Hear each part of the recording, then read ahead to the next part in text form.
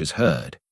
It's the sound of the snowpack, hundreds of feet thick on the steep slope above the tower, settling, shifting, building tension.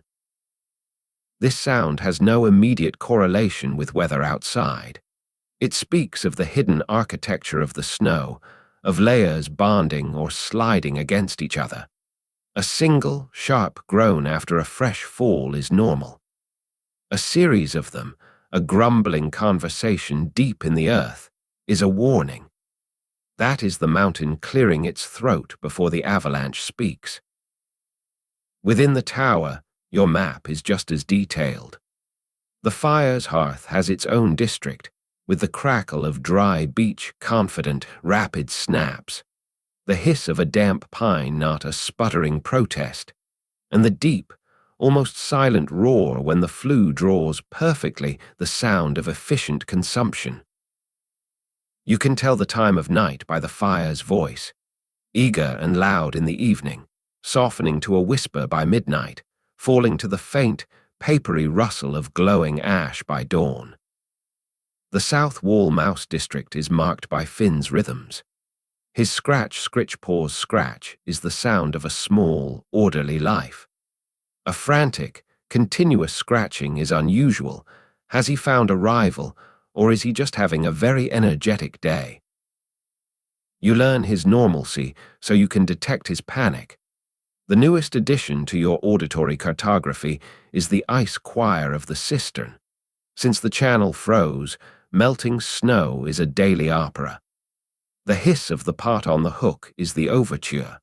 Then comes the piff-piff-piff of the first drops hitting the hot bottom, like tiny, metallic rain. This builds to a steady, sputtering sizzle as the meltwater pool forms, which then softens into a contented, bubbling simmer, the area of hydration. Finally, the slow, deep blup-blup, as the last of the ice turns over in the boiling water. You know your water is ready not by looking, but by listening for that final, slow blup. One afternoon, you conduct an experiment in silence. You do not add wood to the fire. You let it burn down to embers. You sit perfectly still on your stool. You start breathing through your mouth, inhaling slowly through your nose to quiet the sound. You become a listening post. First, the deep silence rings, a high-pitched tone in your ears, your own biology complaining about the lack of input. Then, the map reveals itself layer by layer. The faint, almost imperceptible tick of the roof timbers contracting in the deep cold. A minuscule ping from the iron strap on the inner door. A sound like distant sand falling. That's the snow, billions of crystals, settling by microscopic degrees on the vast field outside. And underneath it all, a pressure, a sub-aural hum that might be the blood in your own ears, or might be the mountain's own slow, tectonic dreams. You are not just listening to noise. You are monitoring a system. Each sound is a data point, a blinking light on a control panel that only you can see. The health of your world, the stability of the snow, the integrity of the roof, the state of the fire, the well-being of your sole terrestrial companion, is conveyed not in sights or words, but in this complex, ever-changing symphony of pops, groans, scratches, and sighs. You add a strange entry to the logbook, one that would make sense to no one but another watcher. Banshee steady, mid-range. Long moan present but faint. No stone groans. Fire inefficient murmur. Finn's rhythm normal, cistern area completed by midday. It is a perfect report. It says everything is holding. The sound map is stable. And as you close the book, you realize you have never listened to the world so carefully, so completely in your entire life. Out here in the deafening quiet, you have finally learned how to hear. The days have folded into one another, a seamless gray parchment with no clear markings. But you know, the memory of summer is a calendar, and the depth of the cold is a clue. You feel it in the way the darkness lingers longer in the morning, pressing against the shutters with a particular stubbornness. You feel it in the stillness, a deeper, more profound quiet than the storm's aftermath. The sun, if it exists, has reached its lowest, weakest point in the sky and is holding its breath. This is the turning of the wheel, the solstice, midwinter. In the valley, this would be a time of gathering. There would be a Rornacht, a rough night, where stories are told to ward off wild spirits. There would be spiced wine, the smell of baking Lebkuchen, the warmth of many bodies in a snug stube. Up here, there is only you, the fire, the polite mouse, and the indifferent mountain. But the human impulse to mark time, to defy the dark with a ritual, is a stubborn flame. So you will hold your own festival, the festival of one. You begin at dawn or what passes for it. You perform the morning resurrection of the fire with extra ceremony, speaking the actions aloud in a soft, formal tone. I light the tinder, symbol of hope. I add the kindling, symbol of perseverance. I place the log, symbol of endurance. It feels silly. It also feels absolutely necessary. For your meal, you declare a feast. You take a slightly larger saw cut from the rye loaf, a veritable slab. You place it on the hearthstone, but today you also take a single thin sliver from Gustav the cheese wheel. Not a shaving, a true slice. You arrange them side by side on your wooden plate, a diptych of sustenance. Then, the grand gesture, you open the crock of preserved plums. You spoon one single, whole, wrinkled plum onto the plate. It sits there like a jewel, a burst of deep purple in a world of brown and white. This is your solstice bounty. You eat with agonizing slowness, savoring each distinct flavor, the earthy punch of the rye, the rich, fatty salt of the cheese, the intense, sweet, tart explosion of the plum. It is, objectively, a meager and hard meal. Subjectively, it is a banquet. You are not just consuming calories. You are performing a rite of abundance, proving to yourself that even in the deepest scarcity, there can be choice and variety and a hint of grace. The heart of the festival is light. You light your second candle of the day long before dusk, setting it in the center of the table. You let the fire burn a little brighter, adding a log of precious, resin-rich pine that fills the room with a cheerful, crackling light and a scent like a forgotten forest. For a few hours, you will be profligate with warmth and light. It is your rebellion against the encroaching dark. Then the music. You have no instrument, so you become one.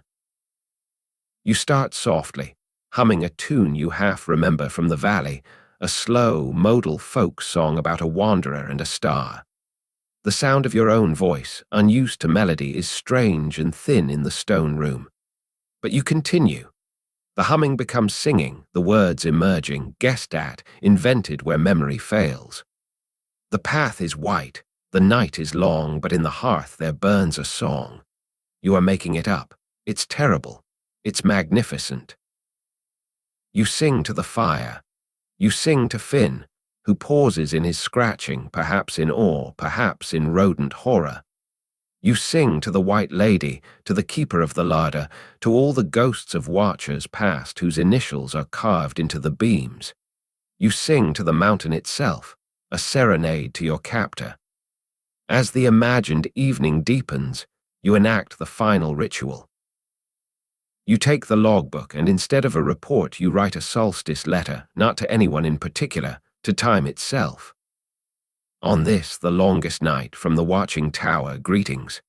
The cold is deep, the silence is complete, the stores are sufficient, the fire is bright. I am here, I am watching.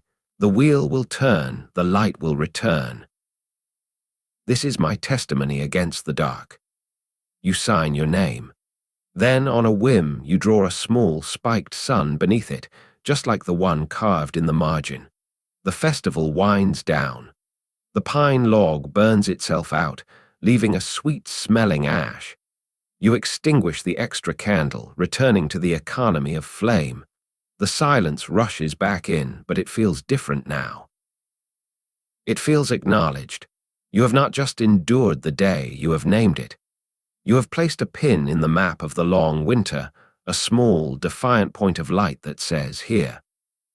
The deepest dark was, and I was not consumed by it.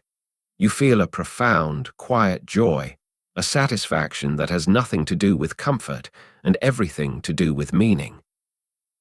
You have celebrated the solstice not with noise and crowd, but with the most basic elements: mindful food, borrowed light, invented song, and a written vow to the future. As you climb into the loft, the cold bites as always, but you carry the afterglow of your private festival with you. You have reminded the universe and yourself of a simple, ancient truth, that to be human is to make a feast of crumbs, to make a song of silence, and to light a candle, however small, because you know that on the other side of the longest night, the days begin, imperceptibly, to grow longer again. The deep freeze after the solstice is of a different quality. It is not the aggressive, storm-driven cold of the early winter, but a profound, still, and crystalline cold that seems to sink into the very essence of things. The air inside the tower, despite the fire, holds a sharp, glassy edge. It is in this Hyperborean clarity that you remember an old trick, mentioned once in the logbook by a watcher from a century past, a man who signed his entries only with a drawing of a lens. "With clear ice and the weak sun," he'd scrawled, "one can summon a brother for the flame." You had dismissed it as poetic nonsense. But today, with the sky a hard, pale blue for the first time in weeks, and a beam of shockingly bright, utterly cold sunlight cutting through the east shutter, you are possessed by a scientific curiosity. You are going to try to make fire from ice. You bundle up and step outside, the cold hitting you like a physical wall. The world is blinding, a billion diamonds glittering under a sun that gives light but no warmth. You find a patch of clean, untouched snow away from the tower's shadow. You need perfectly clear ice, free of bubbles and cracks. You pack a handful of snow into a rough ball, then, using your bare hands, a painful, biting process. You begin to melt and shape it with pressure and the minuscule heat of your palms. You are not sculpting, you are coaxing. You work for what feels like an hour, your fingers burning with cold, until you hold a lump of ice about the size of your fist. It is not clear, but milky. Patience. You bring it inside, let it warm just enough to melt the very surface, and then polish it smooth against the rough wool of your sleeve. You repeat the process, outside to freeze, inside to polish. Slowly, the milky whiteness recedes. You are not a glass blower, but you are a persuader of water. Finally, you hold it. A lens. Crude, lumpy, but with one side curved more than the other, and, crucially, clear as a tear. You can see the distorted shape of the fire through it. Now, the test. You wait for the sunbeam to fall in a precise, bright pool on the wooden floor near the hearth. You gather your tinder, the finest, driest shreds of birch bark, and a tiny bird's nest of wood shavings. You position your ice lens in the beam. A distorted, wobbling circle of light swims on the floor. You twist your wrist, angling the lens, pulling the light into a tighter, brighter point. A small, brilliant dot appears on the edge of your tinder nest. You hold your breath. Your arm begins to ache with the effort of holding perfectly still. Nothing happens. The dart is bright, but the air is so cold. Doubt creeps in. This is the work of a bored, half-frozen mind clinging to a fairy tale. Then you see it. The tiniest wisp of smoke, so faint it might be a trick of the light. You don't move. The smoke grows, a definite grey thread. The dart on the tinder darkens. A minuscule orange ember appears, a cousin to the one you nurse each morning in the hearth.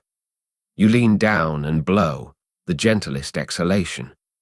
The ember flares, kisses the surrounding bark, and a tiny, perfect, independent flame is born. You laugh. A short, sharp bark of pure, astonished delight that echoes in the silent room. You have done it. You have used the two most abundant things up here, ice and sunlight, to create the one thing you are always guarding, fire. It is alchemy. It is magic of the most honest, physical kind. You carefully transfer the newborn flame to the hearth, where it eagerly joins the larger fire, as if coming home. You sit back, cradling your ice lens, which is already beginning to weep cold tears in the warmer air of the room. The achievement is trivial in a practical sense. You have a tinderbox. You don't need to make fire this way. But that is entirely the point. This was not about need. It was about conversation. You spoke to the winter in its own language. You took its crystal water and its cold light, and you asked them, politely but firmly, to collaborate in an act of creation. And they agreed. The ice lens was a translator, a diplomat between the hostile, frozen outside, and the warm, living inside. For the rest of the afternoon, you feel different. The cold outside seems less like a siege and more like a partner in a complex, silent dance. You have proven that even its most absolute elements can be bent to a human purpose, not through force, but through understanding. The watcher who drew the lens wasn't just a survivalist, he was a philosopher. He understood that to truly watch the winter, you must sometimes ask it to help you defy its own nature. As the sunbeam fades, your lens melts away to a small pool of water on the table. You mop it up with a cloth. It is gone. But the knowledge remains, a warm coal in your mind.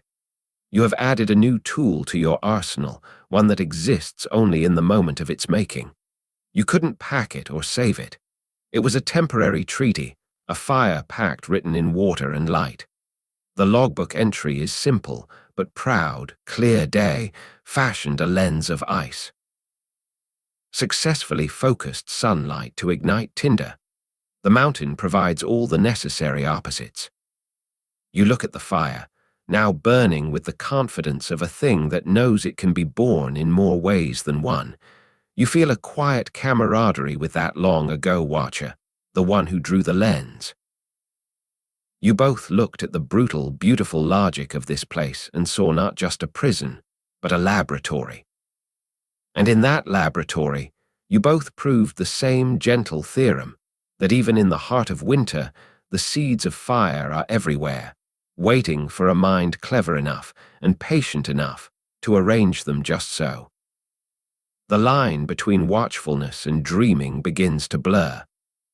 It is not sleep that brings it on, but a kind of waking trance born from the endless, rhythmic tasks, the sawing of bread, the melting of snow, the feeding of the fire. Your hands work on their own, a well-drilled machinery of survival, and your mind, unmoored, drifts. It doesn't go to memories this time. It builds a new one. A perfect, detailed, impossible fiction, the dream of the Green Valley. You are not imagining it from the tower. You are in it. The transition is seamless. One moment you are staring at the pulsating heart of the fire. The next you feel soft, damp earth under your bare feet. Not the frozen, iron-hard ground of the mountain, but a yielding, fragrant loam. The air is thick and warm, heavy with the scent of turned soil and blooming linden trees. It smells like growth, a smell so rich after months of sterile cold it feels like a taste. You are walking down a path, but it is nothing like the scarred, rocky trail you climbed. This is a gentle, sun-dappled lane between wild hedgerows bursting with hawthorn and dog rose. Butterflies, actual, fluttering scraps of blue and orange, dance in the shafts of golden light. The sound is a low, contented hum, bees in the clover, the rustle of leaves in a soft breeze, the distant, cheerful clang of a cowbell from a meadow you cannot see but know is there. You come to a stream, the brother of your frozen cistern source. It is wide and slow, the water so clear you can see brown trout hanging motionless in the current, their shadows dark on the gravel bed. You kneel and drink. The water is cool, not icy, and tastes of moss and minerals. It quenches a thirst you didn't know you had, a deep, cellular thirst for life that no amount of melted snow can satisfy. A village appears ahead, not your own, but a generic, perfect alpine hamlet of warm, wooden chalets with overflowing flower boxes. Smoke curls from chimneys, but it's the thin, sweet smoke of cooking fires, not the dense, necessary smoke of a survival hearth. People move in the distance, a woman hanging washing, children chasing a dog, but their faces are blurred, their voices a pleasant murmur without words. They do not approach you. You are a welcome ghost in this dream. You find an orchard. Apple trees, heavy with fruit that gleams red and green. You reach up, and an apple falls into your hand as if offered. You bite into it. The crunch is deafening in the dream silence. The juice is explosively sweet and tart, flooding your mouth, a sensory shock so intense it borders on pain. You have not tasted fresh fruit in an eternity. You eat the entire apple, core and all, the seeds bitter on your tongue, a part of the whole experience you refuse to waste. You walk on, through fields of barley swaying in the breeze, their heads nodding with the weight of grain. You run your hands through them, feeling the whisper of 1,000 future loaves of bread against your palms. This is the source. This is the abundance from which your hard, brown rye was rationed. The dream is showing you the river, and you have been living on a single, saved cup of water for months. There is no tower in this dream, no watch, no responsibility. You are just a body moving through a world that provides effortlessly. The sun is a warm hand on your back. The green is a balm for your snow-blinded eyes. The smells are a symphony for your starved nose. Then a sound intrudes, not a dream sound. A real one, a loud crack from the fire, a pocket of sap exploding in a log. You jolt. The green valley shatters like glass. The warmth vanishes, replaced by the familiar, dry heat of the hearth on one side of your face and the cavernous cold on the other. The scent of apple is gone, replaced by wood smoke. You are on your stool, your hand still holding the imaginary apple core. Your mouth still waters with the ghost of the juice. For a long moment, you feel a grief so sharp it steals your breath. It is the grief of exile. You have been banished from Eden back to your stone cell. The dream was not a memory. It was a creation, a masterpiece of longing built by your subconscious. It was so vivid, so real, that the return to reality feels like a punishment. You look at the fire, the cause of your awakening, and for a second, you resent it. It burned through your perfect green world and brought you back to this monochrome prison. But the feeling passes slowly, replaced by a dazed wonder. Your mind did that.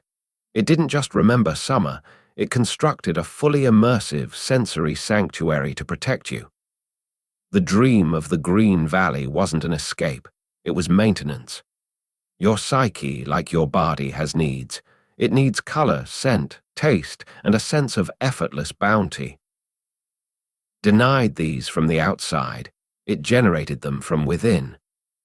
It was the most profound act of self-care you have ever experienced. You do not write of the dream in the logbook. It is too private, too precious. But you touch the small, carved sun on the table. You understand its meaning more deeply now. It's not just a symbol of the season. It's a promise from your own mind that somewhere within you, even in the deepest winter, there is an entire sun-drenched, fruit-laden valley waiting for you to walk through it whenever the white weight becomes too much to bear. The change arrives with a subtle, treacherous kindness. You wake to a different sound, not the shrill shriek of the Gorgon's Pass wind, nor the deep moan of the north face. It's a soft, wet drip, drip, drip. A sound you haven't heard in months. It's coming from outside the east shutter. Your heart, against all logic and experience, gives a foolish, hopeful lurch. Thaw. You push open the shutter. The world is still white, but the quality of the light has changed. It's a bright, hard, glaring white, and the sky is a blank, pale sheet.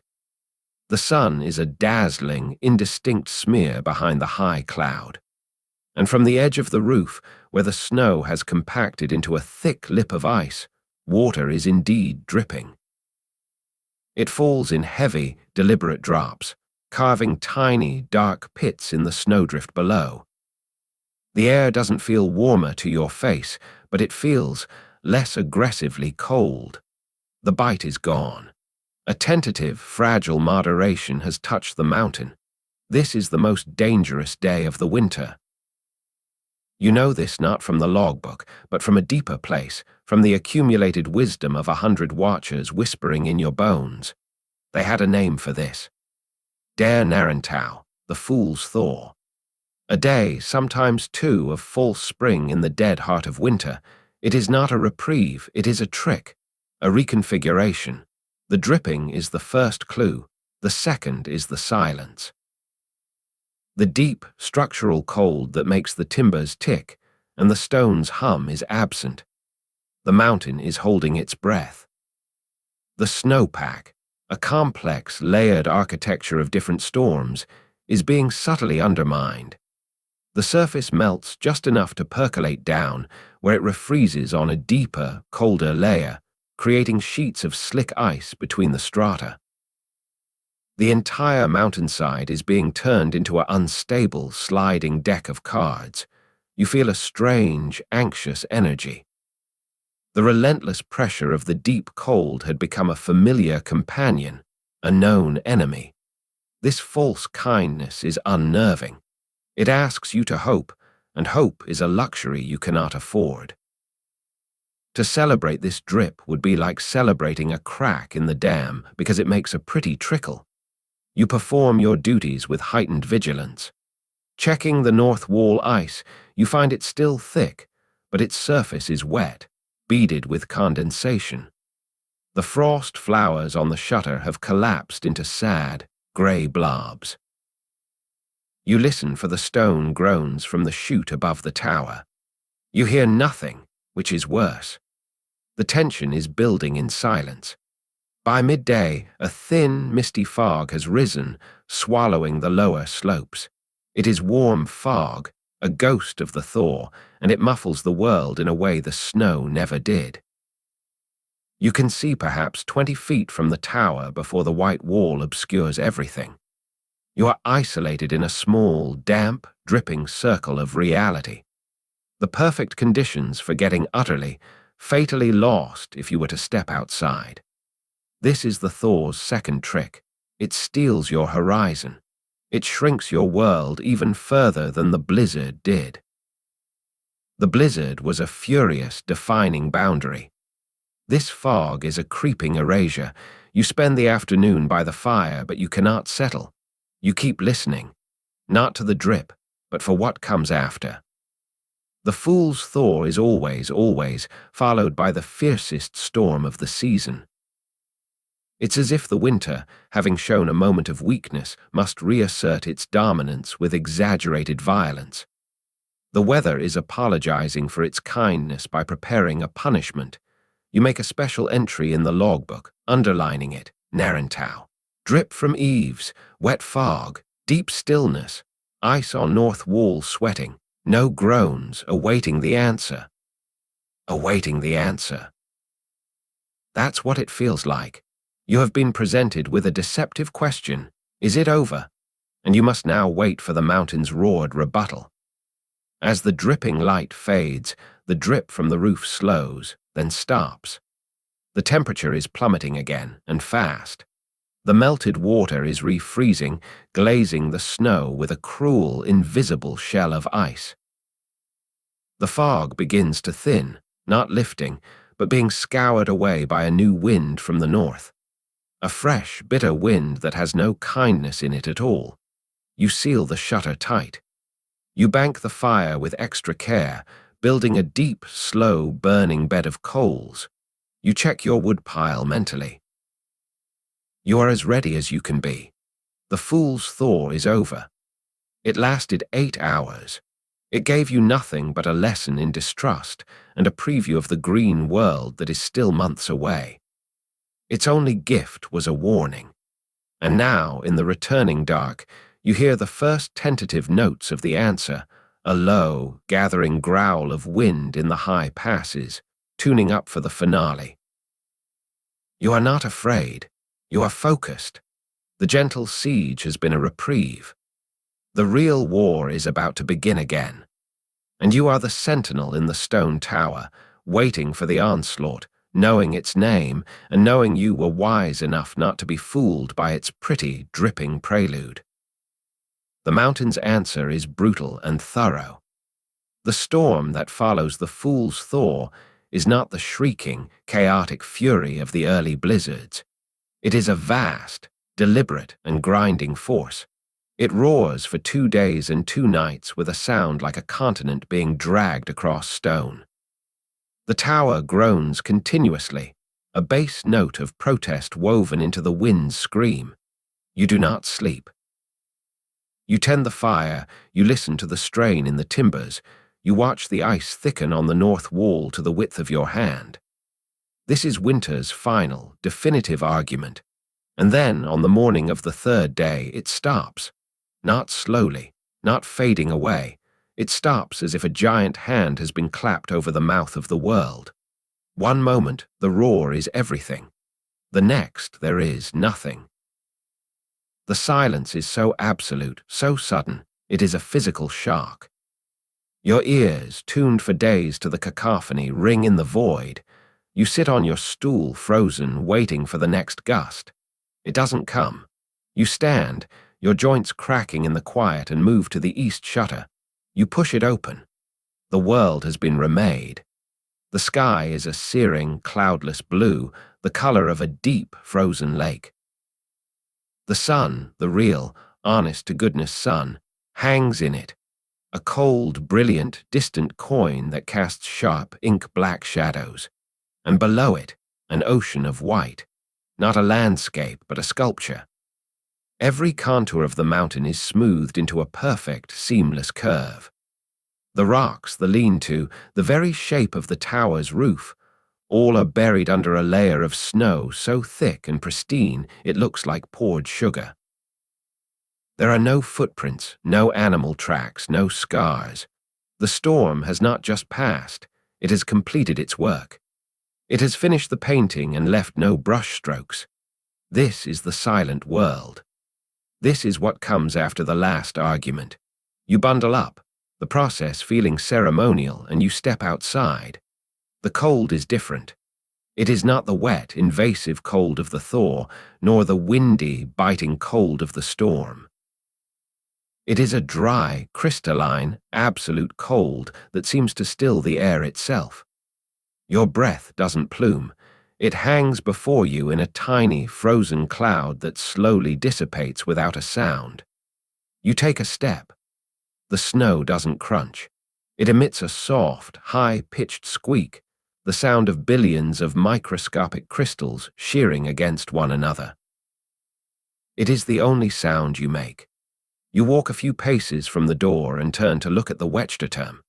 It looks like a child's drawing of a tower, a simple block of white with a dark, square eye for the window. It is utterly unrecognizable as your fortress. It is just another feature of the frozen sea. The silence is immense. It has weight and dimension. It presses down from the infinite blue sky and up from the fathomless white depths. It is a silence of completion, of a process brought to its logical, extreme end. There is nothing left to say, no wind to argue with, no drip to contradict. The winter has won. It has achieved its perfect state, and you are standing in the middle of it, the last moving thing, the only sound, the only heartbeat in a world of stopped time. A profound loneliness washes over you, but it is not the aching loneliness of the early weeks.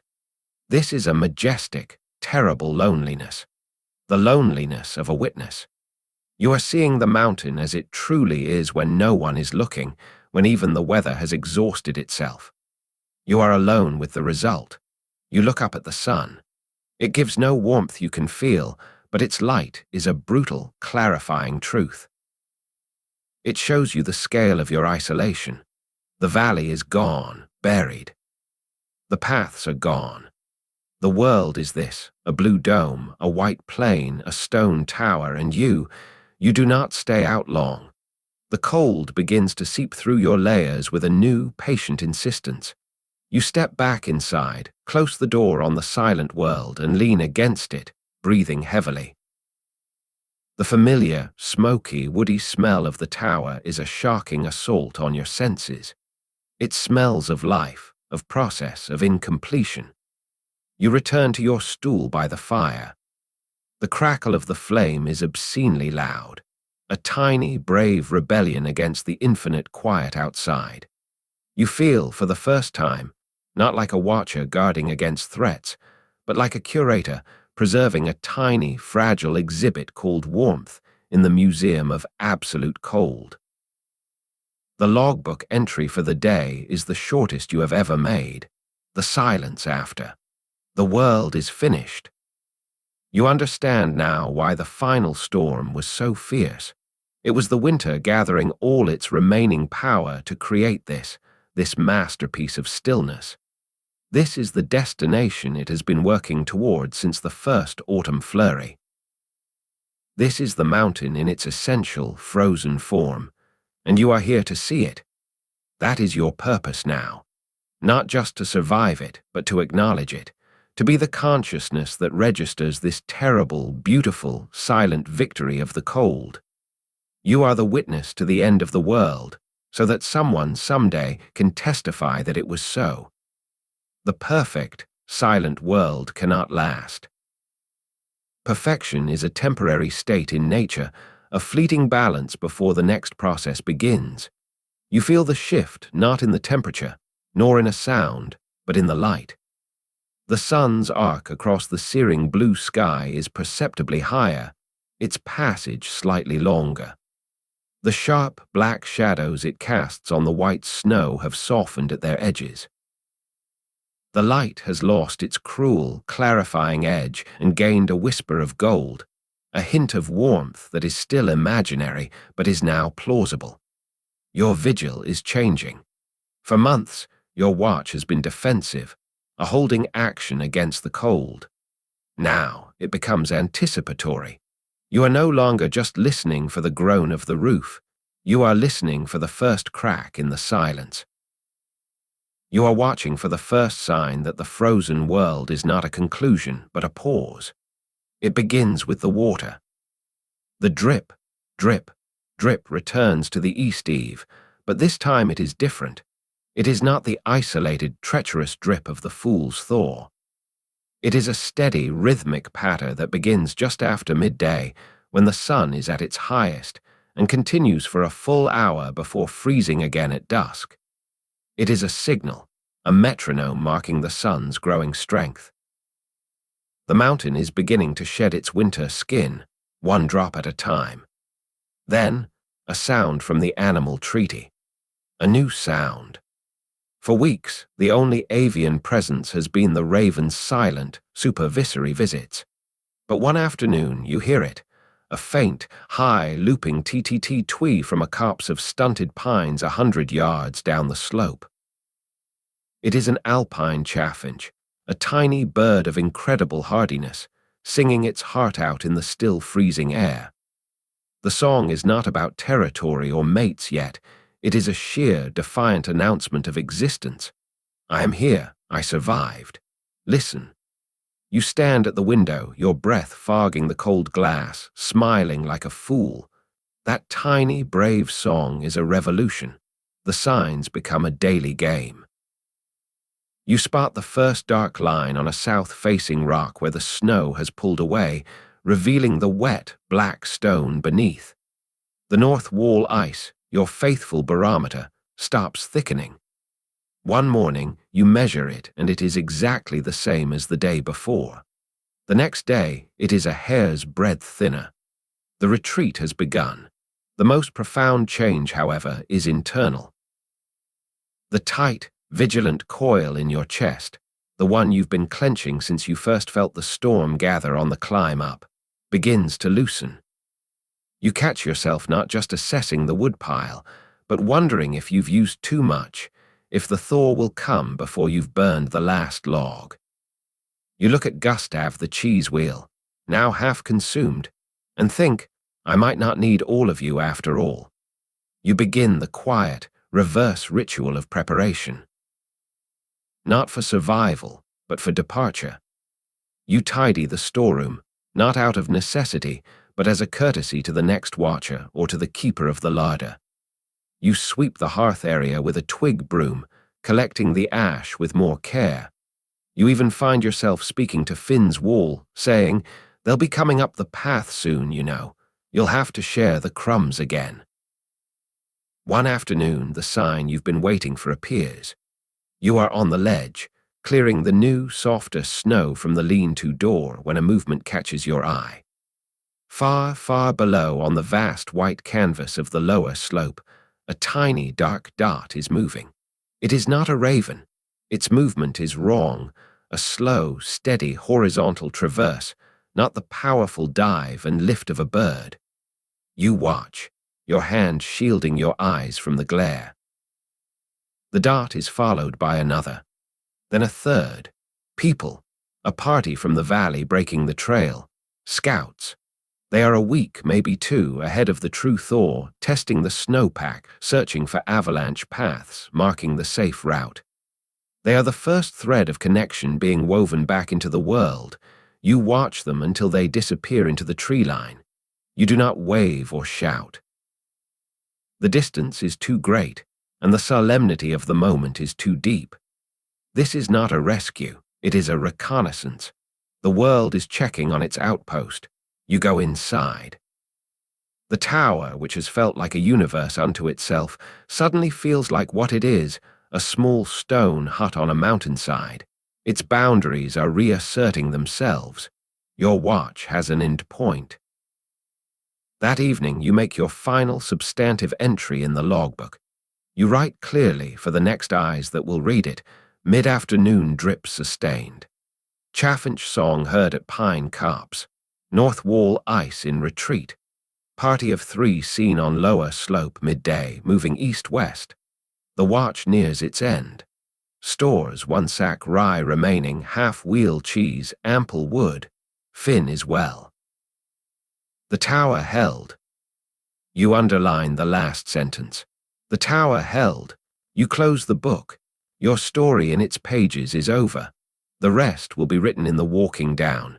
You sit by the fire, not with the tense readiness of the watcher, but with the quiet satisfaction of the craftsman who has completed a long, difficult, and invisible piece of work.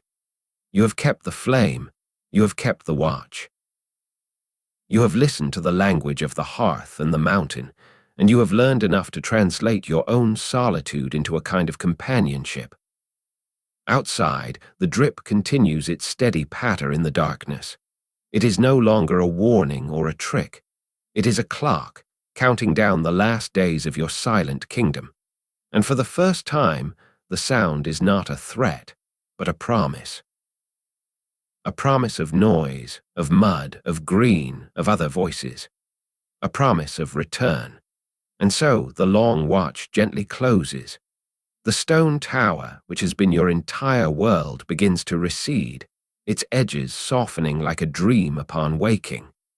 The relentless white outside the window blurs, becoming just a memory of silence held within these walls.